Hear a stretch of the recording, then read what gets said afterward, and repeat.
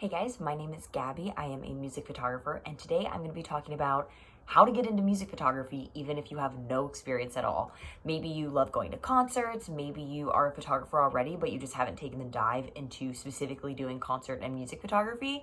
But this guide's going to show you exactly how to do it. I am listing out literally everything: how to get connected to music publications, what to send in the press email, what to do at your first show you're shooting, and how to follow up, all those good things. So when I started in concert photography, I had experience in photography, but I had never shot shows before. So I really had no idea what to do and kind of had to just figure it out along the way. I've been getting some DMs of people being like, hey, how do I get into this? So I thought I would just lay it all out right here, and you guys would have a reference to look at if you want to get started. So I will preface this by saying that you should have a camera, even if it's just a point and shoot, and some basic knowledge of photography. I'm not going to go over shutter speed and ISO and stuff like that, because I think there's a million videos that kind of explain the basics of photography. But once you have that, come back to this video and then I'll tell you how to get started specifically with music photography. So the first thing you want to do is get connected to a music publication or make your own. The way you can do that is, if you want to make your own, you can just start a free WordPress page or a free website and start writing articles on music news, music info, songs that are coming out, albums that are coming out, artists you like, Spotify playlists, anything like that. Pretty much anything you can think of, just get going with it. Come up with a name, throw together a website, and there's your music publication. If you're like, I don't really want to start my own yet, then you need to find one to shoot for. I would start by just Googling the city that you're in and then music publication or music magazine or music online blog, anything like that. Look at the list, see if there are any that are a good fit for you, and then reach out to them. Basically, you want to throw together a quick portfolio. It doesn't have to be, anything crazy, but maybe a quick website or even, a PDF that has 5 or 10 images that you really like that kind of show your style. And then talk about what you can offer them. Maybe you want to ask them where are the areas they're trying to expand in, or is there something they want to add to the site that they haven't been able to? Maybe there's certain articles that they want written.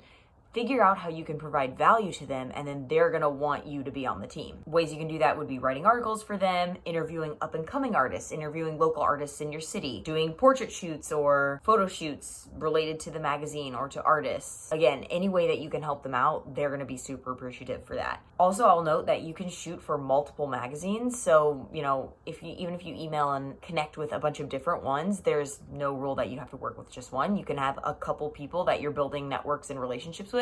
That way, when a show comes up that you want to shoot, maybe you ask the first magazine and they say that someone's already covering it, then you have a couple other options of people you can ask. Now, I think this is a good segue into networking or making friends in the industry. It's super, super important to start building relationships with people in the industry, whether that's the actual artists themselves, the crew, the music publications, other music photographers. It's a very connected industry, and so you want to always be, super kind, super friendly, helpful when you can be, and just start building those relationships. A few ways that I've done that were joining the GBTRS Facebook group. People are posting in there all the time. They have questions. Sometimes you can help out with things.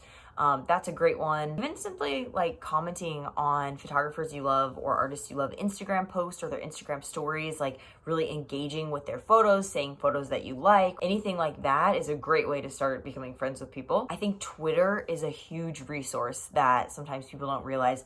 So many people from the music industry are on Twitter and are active on Twitter, and especially photographers in the community are actively posting photos from shows constantly and asking questions, talking about gear, reviewing new products. It's so much is going on there that you can hop in, follow a bunch of people you like, and start engaging with them, and they will notice for sure. Also, post your photography on Twitter. That's a great space for people to see it. And then the last thing with networking is you can also just email labels or managers or the actual musicians themselves and see if they would want to do an interview, or if maybe they need help for their street team, or just different ways you can get engaged and provide value to them is going to be another great way to network and kind of get your name out there. Okay, this is the very sleuthy part of the advice. Sometimes you need to email someone because you want to photograph their show, and their contact information is literally nowhere. It's like not public information. So you have to be a little bit sleuthy about finding the correct email address to send to that artist or to that manager or to that label, etc. Here's a couple tricks that I found. You can, first of all, just check Facebook and Instagram. Occasionally the artist's Instagram will have an email tab. You can click that and it will go to like the person you're supposed to email. That's great. Same, it'll be on the left tab if they have like a Facebook page. Also on their website, sometimes at the bottom or on the contact page, it'll say like management or, you know, press people. It will say if there's somebody that they want you to reach out to get in contact with that artist as a liaison. I also use Hunter. It's this free plugin you can get that will find the email addresses that are associated with the website. Sometimes that's helpful, sometimes it's not if a random person created that website for the artist, but sometimes you can get helpful emails there. You can also just do a Hail Mary and send them a DM on Instagram.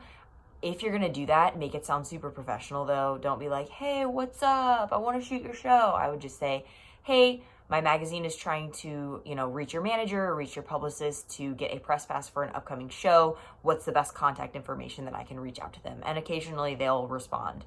I've had that happen a few times, which is super handy. You can Google who their manager, label, or PR team is.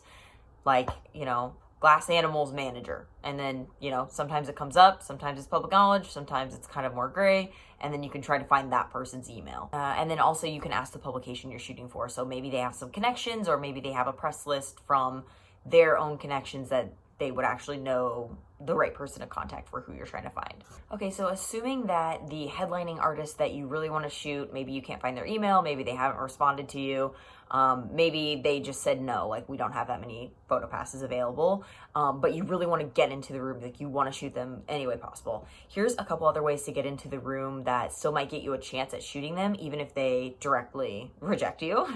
And also you should definitely not take any rejection personally. You're gonna get a million rejection emails. It's not a big deal.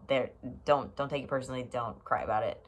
It will happen a lot, and it's totally okay. So other ways to get into the room, you can always offer to shoot it for free or for a trade. Like just say like, hey, I'd be happy to shoot photos with a trade for a ticket and a photo pass. You can always throw that out there. Maybe they'll go for it, maybe not. You can shoot the opening band. So maybe there's two bands that are playing before the headliner. You could always reach out to those opening bands and see if they would be interested in you photographing for them. And typically for like smaller venues, if you have a photo pass for the opening band, you have a pass for the whole evening. So that would also gain you access to shoot the headliner. For bigger venues, that's not always the case. So like, for example, Taylor Swift, even if you're shooting the opener, that doesn't necessarily mean that you're gonna get to shoot Taylor Swift. You'd have to go through her people, you know, specifically. You can ask to do portraits or an interview. So maybe instead of just covering the show, you could ask them like, hey, we'd love to come earlier, do a quick interview, get some portraits, do like a feature for our magazine. That might be more enticing to them than just, oh, we're covering the show, because maybe they get a lot of live photos already. You can check with the venue. Maybe the venue wants photos for their portfolio for them to post on social, just for them to have for their archives. You can always just email them or call them and ask. And then you could also check with like a DJ or other band members. So for example, with EDM music, sometimes there's DJs, or rappers, sometimes there's DJs. And for a band, there's other members. So you could like message the DJ or the drummer or the guitarist and be like, hey, if you want any photos, like I'd be happy to take them. I've had that happen once or twice too. Usually they'll just say like, sorry, you need to check with our press people, but occasionally they'll be like, hey, I actually want to get some portraits. Like if you want to come, you know, do these photos for me before the show, I'd be happy to like get you in and let you shoot the concert. So it's always worth a shot. I would also say that you probably just need to start shooting local, smaller bands before you go straight to the headliners. I mean, obviously the big names that come into town are like the enticing ones that you want to shoot. But if you just need to build your portfolio, I would start with local shows, artists that are in your town, people that you can start building that relationship with and practice your photography with. That's going to be a great way to build your portfolio before you jump to those bigger artists. Okay, so now let's talk about the press email. Let's assume that you found on the website the email of the person you're supposed to reach out to ask for the photo pass. Well, what do you say in the email and how do you ask? Basically, you're going to want to say, you know, a quick cordial hello, name the publication that you're shooting with, and when you have the publication, link it to the actual website so they can just click that quickly and like glance at it. You're going to want to say the date and the city of the show that the concert is that you're wanting to shoot. And sometimes there are multiple dates, so maybe they're playing Friday, Saturday, Sunday, specify which day you want to shoot of it. What you're going to offer, so are you doing portraits? Are you doing an interview? Are you covering the show? Are you doing a live review? Is this going to be a feature? Like, explain what you want to post on the website in the article after the show. And then what you need. Do you need a ticket? Do you need a photo pass? Do you need an all access pass? Explain what you need there, what you're asking for. And I would send this around 2 weeks before the show. I feel like before 2 weeks, they have so many other concerts that they probably might miss it. And less than 2 weeks, it is getting a little bit close to the show. So 2 weeks shows them, hey, they're thinking ahead, but it's close enough that they want to get this organized before the show. The caveat to that is music festivals. Concerts, I would do a couple weeks out. For music festivals, you have to apply for press passes months and months and months in advance, like sometimes even 6 months in advance. So if you're planning to do a music festival, allow way more time than that.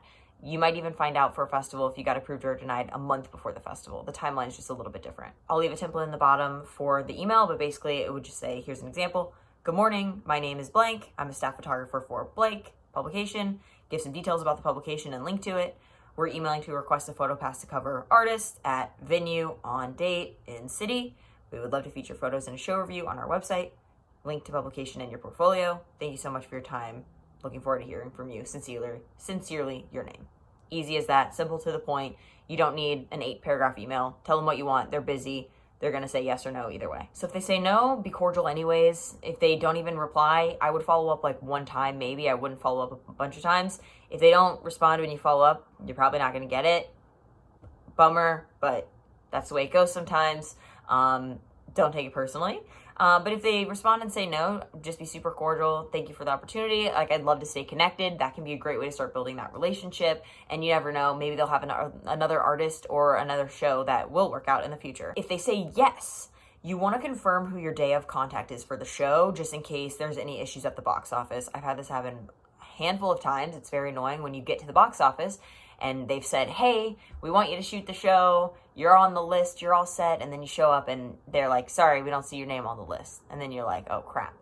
It's good to have a day of contact, whether that's the manager or a press person that might be on site, just so you can send them a quick text or an email and be like, hey, I'm supposed to have a pass. I don't have one. Can you please help me get this sorted out?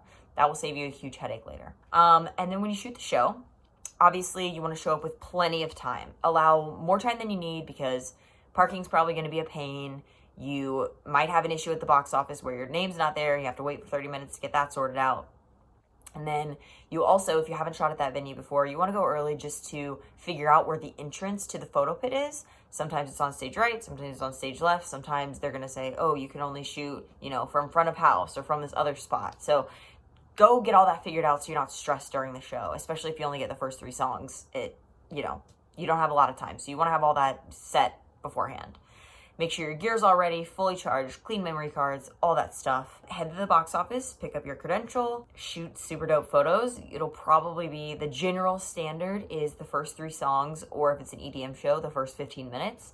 And they usually don't allow flash photography. So expect that. Occasionally they'll give you something extra and then it'll be a little bonus, but that's generally the standard. After the show, you want to go home, edit all the photos. If you did an interview or any kind of article, get that all typed up, get it all together, send it to the magazine, have them post it ASAP, and then you want to send that link to the coverage to the press people because they want that for their portfolio and so that they can share it and so the artist is getting promoted. So send that link to them as soon as possible, next day if possible. That's like ideal for them. And then just say thank you, it was great, here are the photos, we love how it turned out, etc. Again, that's how you build those relationships. And that's about it. That's pretty much the process from sending out the email all the way to shooting the show.